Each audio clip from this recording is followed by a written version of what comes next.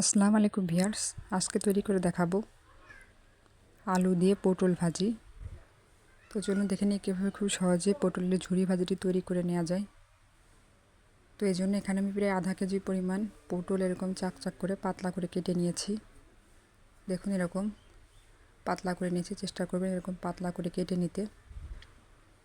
তো আর এখানে 2টা আলু কুচি করে নিয়েছি, নর্মালি যেরকম করে আলু ভাজা হয় সেরকম করে কেটে নিয়েছি। তো এখানে আর লাগবে 2টা পেঁয়াজ কুচি এবং বেশ কয়েকটা কাঁচামরিচ চেরা, ঝালটা আপনাদের পছন্দ অনুযায়ী দিয়ে দেবেন। তো এগুলো নিয়ে রান্নায় চলে যাচ্ছি। তো চুলায় 3 টেবিল চামচের মতো সয়াবিন তেল গরম করে তাতে পটল, আলু, স্বাদমতো লবণ আর 1 চা চামচ হলুদের গুঁড়া দিয়ে সব কিছু একসাথে ভালোভাবে মিশিয়ে নিচ্ছি। আমি মাটির চুলায় রান্না করছি, এরপর যে চুলার আঁচটা মিডিয়ামে রাখতে হবে।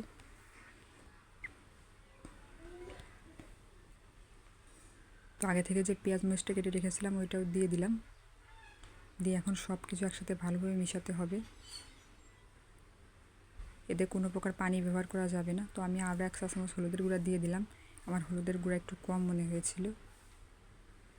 তো আমি কিন্তু এতে কোনো পানি ব্যবহার করিনি, তারপরও কিছুক্ষণ জাল করার পর পটল থেকে অনেকটা পানি বের হয়েছে। তো যখন এই পানিটা শুকিয়ে যাবে, তেলটা উপরে উঠে আসবে এবং ভাজিটা নরম হয়ে যাবে, তখন এটা চুলা থেকে নামিয়ে ফেলতে হবে। তো লো আঁচে এটা নাড়াচাড়া করতে হবে, তাহলে এটা সম্পূর্ণ সিদ্ধ হয়ে যাবে।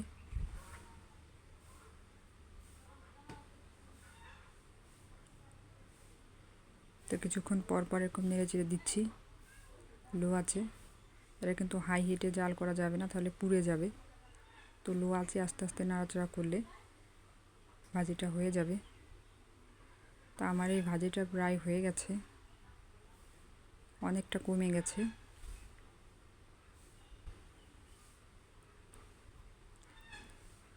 ভাজি কিন্তু ঘন ঘন নাড়াচাড়া করতে হবে, তা না হলে নিচে লেগে যাবে।